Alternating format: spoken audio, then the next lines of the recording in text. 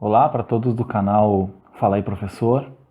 Desde já queria agradecer ao Tony pelo convite de gravar um vídeo aqui para falar das minhas experiências como ensaiador e como instrutor.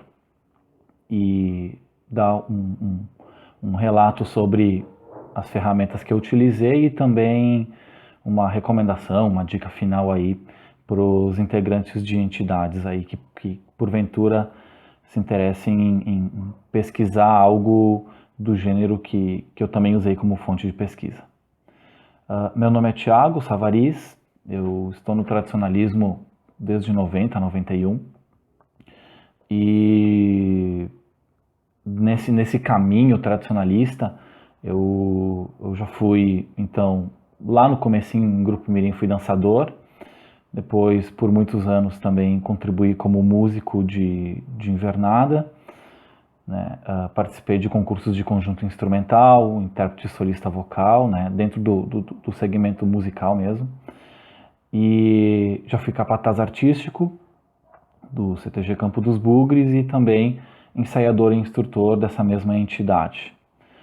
Atualmente eu sou graduado em administração, com ênfase em recursos humanos, tenho uma especialização em gestão estratégica de pessoas e competências, um MBA em gestão de pessoas também, uma extensão em capacitação em docência no ensino superior e atualmente estou concluindo então um mestrado acadêmico em administração pela Universidade de Caxias do Sul. Bom, sobre a minha experiência como ensaiador e também como instrutor, ela foi especificamente do CTG Campo dos Bugres, onde eu assumi o projeto aí por 3 ou 4 anos, não sequenciais. E nesse período, o que eu gostaria muito de compartilhar para quem assiste esse vídeo são aqueles anos que, na virada, no retomar do projeto, existiu uma ruptura de grupo, ou seja, saiu muita gente e entrou muita gente, né? E aí o teu conhecimento, o conhecimento dos dançadores fica muito descalibrado. E tu precisa retomar, de repente, todo um trabalho novo e um método de trabalho diferente do que tu vinha vindo, muito em função da necessidade de tu te manter em um festival tão grande que é o que os grupos participam, que é o Enarte, seja ele Força A ou Força B. Bom, o método que eu utilizei no Campo dos Bugres para que a gente conseguisse chegar à final do Enarte, né, e com muito esforço também, mérito do trabalho todo, a finalíssima, foi um trabalho baseado em competências. Tá? O termo competência ele foi usado já há muitos anos, ele vem sendo utilizado há muitos anos, mas oficialmente ele começa a entrar nos artigos científicos e na comunidade acadêmica a partir da década de 70, com os escritos de McClelland, e depois ele foi reescrito por Scott Perry, por Prahalá também, Le Boterf falou muito, e no território nacional nós temos autores que são muito conhecidos por falar de competências, né? Dentre eles eu cito o Ruas, o Casal Fleury também, e o Joel Dutra também, ele é bem referenciado dentro desse conceito de competências, que é a união entre conhecimentos, habilidades e atitudes. Tá? Então, tu adquirindo esses 3 fatores, tu acaba tendo instalado na pessoa a competência em si. E como que esse caminho foi trilhado, né? Eu basicamente dividi o trabalho em 3 grandes fases. A fase da construção, a fase da fixação e a fase do domínio. Essas fases elas não podem ser puladas, elas precisam seguir nesta ordem. Tá?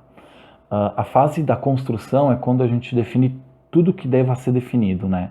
Então, é a parte do conhecimento. Desde o tempo de tomar de mãos, ao raio de uma roda, como que o grupo se desenvolve, qual é a mecânica de desenvolvimento de uma dança de pares independentes. Então, tudo é definido nessa fase, tá?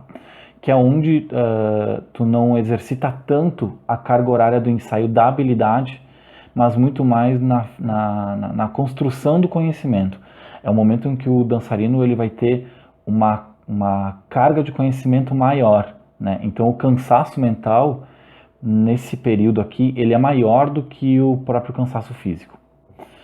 Bom, tendo tudo isso definido, a gente parte para a segunda fase, que é a fase da fixação. Depois que tu tem todo o conhecimento já estruturado, tu já tem os pilares bem consolidados em relação ao conhecimento, tu passa para a fase da fixação, que é a fase do exercitar isso.